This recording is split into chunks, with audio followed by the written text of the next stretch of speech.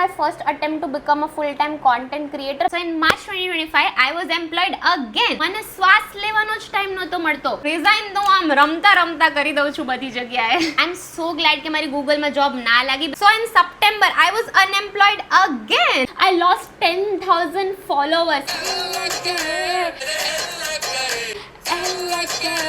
मेरे बड़ी जालिम है ये जिंदगी इसकी ऐसी तैसी ऐसी तैसी कैसी ऐसी ऐसी तैसी ऐसी तैसी.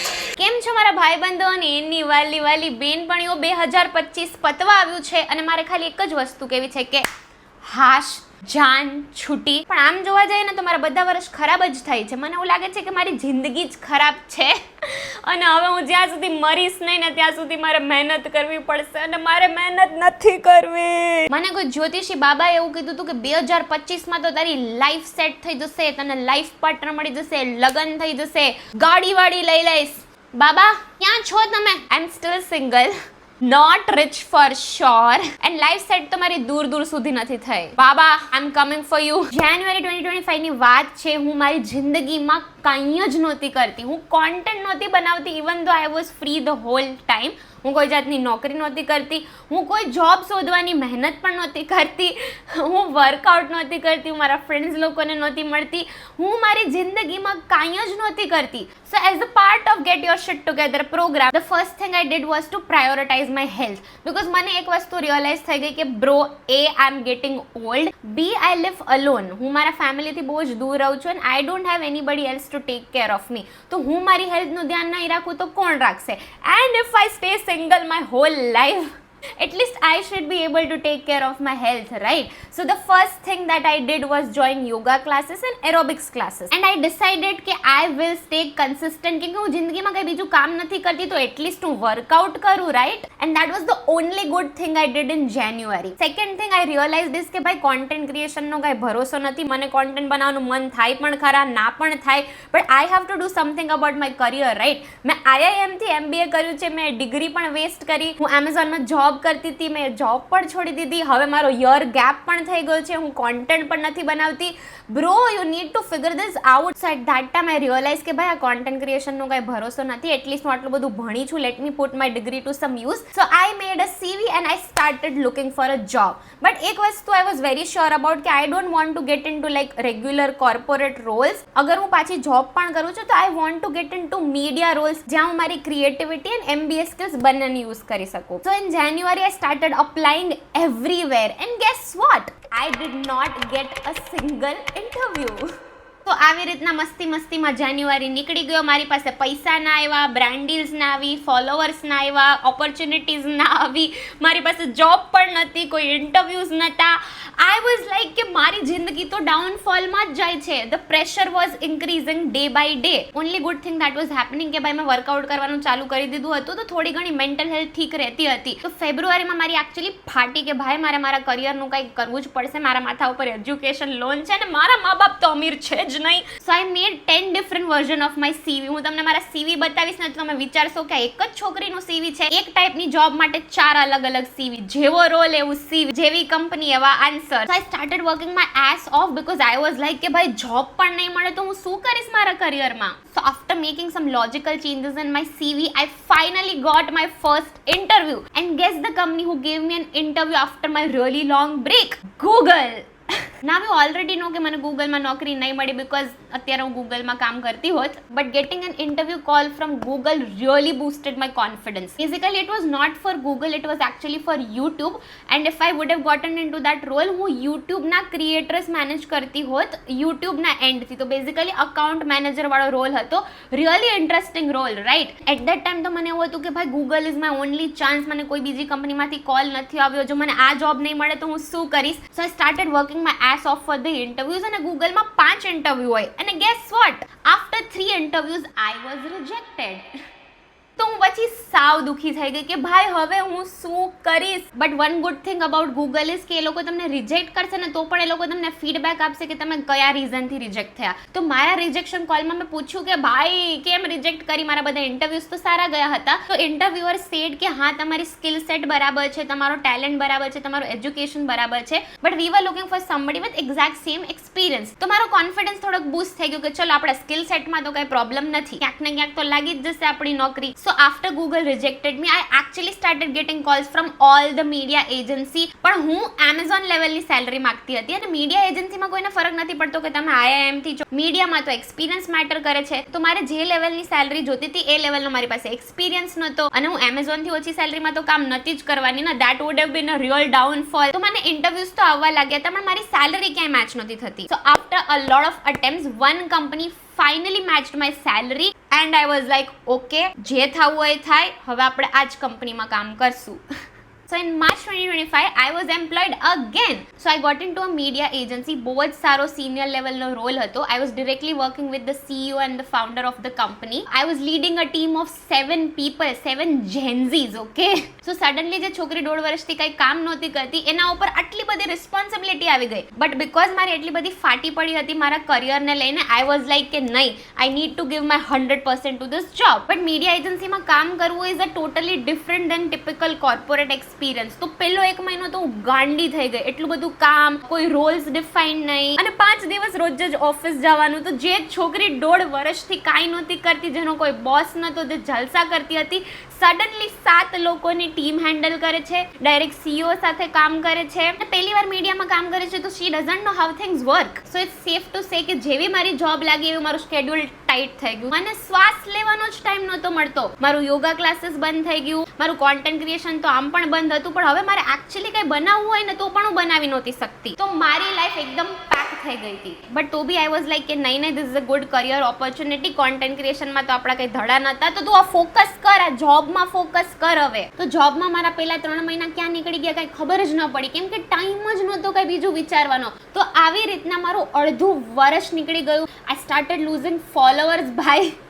I lost 10,000 followers. But one thing I was making sure કે ભલે મારા યોગા ક્લાસીસ બંધ થઈ ગયા, but I was walking 10k steps almost every day. તો રિટર્નમાં ઓફિસથી મેટ્રો સ્ટેશનનું ડિસ્ટન્સ કંઈક 20 મિનિટ્સ વોક હતું, તો હું એ વોક કરતી હતી. સવારે ઘરેથી મેટ્રો સ્ટેશન જવાનું ડિસ્ટન્સ પણ હું ચાલીને કવર કરતી હતી. હું સોસાયટીમાં વોક કરતી હતી. તો I was making sure કે મારા 10k steps તો કમ્પ્લીટ થાય જ. Apart from that I made significant changes in my diet. મેં બારે ખાવાનું સાવ જ બંધ કરી દીધું. So for first 6 months I just found a job. I was still struggling with my health. મારી પાસે બિલકુલ ટાઈમ નહોતો. I was losing followers. તો ફર્સ્ટ 6 મંથ્સમાં બી મેં કંઈ ખાસ એટલું ઉખાડ્યું નહોતું. But one good thing about working in a media agency was that I was learning so much. હું ડાયરેક્ટલી ક્રિએટર ઇન્ડસ્ટ્રીમાં કામ કરતી હતી.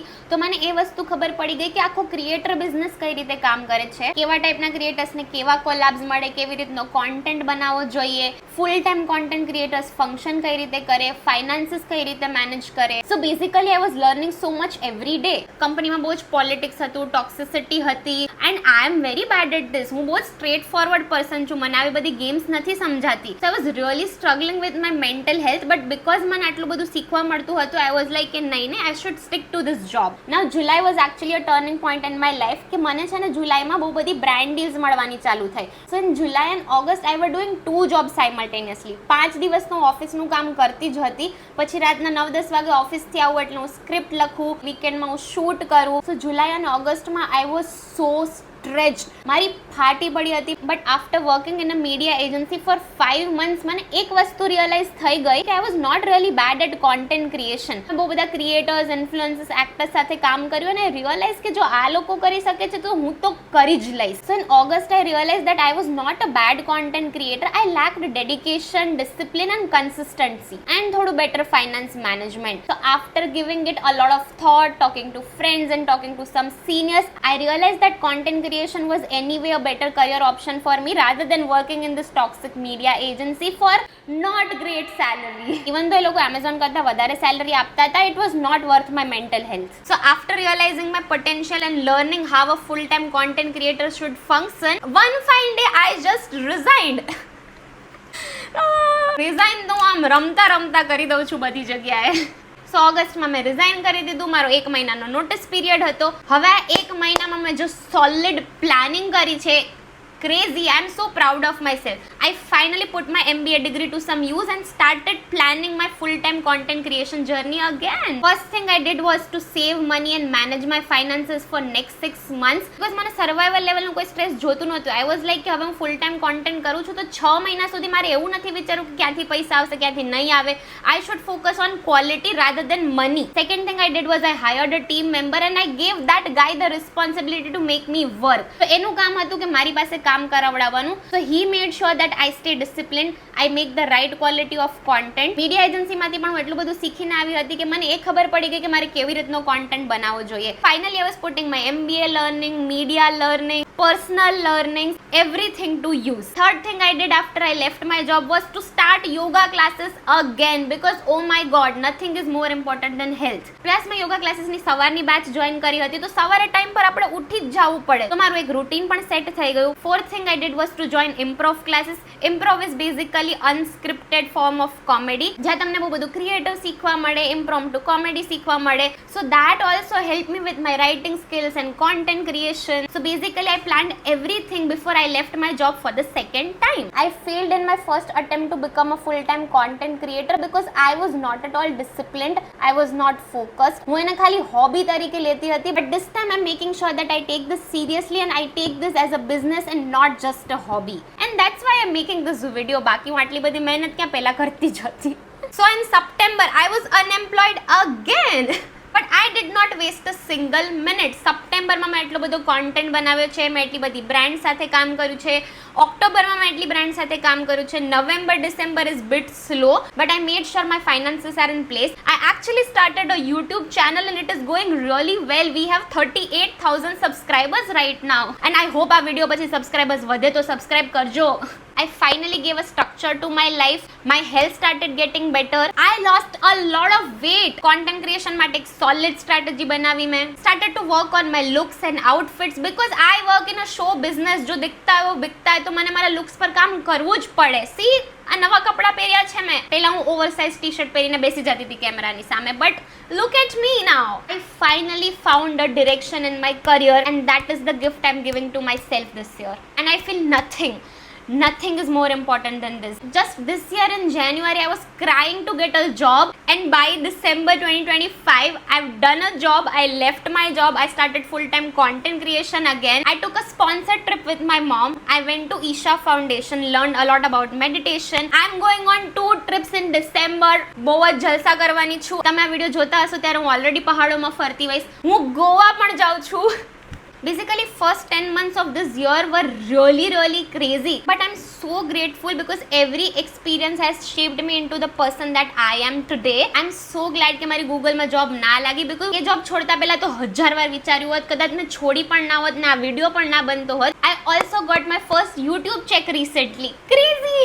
I wouldn't say that 2025 was a great year but it was surely a foundational year. It was actually a roller coaster પણ મને આ વર્ષે જેટલું શીખવા મળ્યું એટલું કમ્બાઈન પાછળના બહુ બધા વર્ષમાં શીખવા નથી મળ્યું. And I'm sure 2026 is going to be even better. કોઈ જ્યોતિષી બાબા ભલે કે ના કે 2026માં તો આપણી લાઈફ સેટ થઈ જ જશે. I hope you had an amazing 2025 and I hope કે તમારો 2026 આનાથી પણ સારું જાય. તમને વિડીયો ગમ્યો હોય તો લાઈક કરતા જજો, શેર કરતા જજો, સબસ્ક્રાઇબ કરતા જજો કેમ કે વર્ષ પતે પહેલા મારે 50,000 સબસ્ક્રાઇબર કરવાના છે.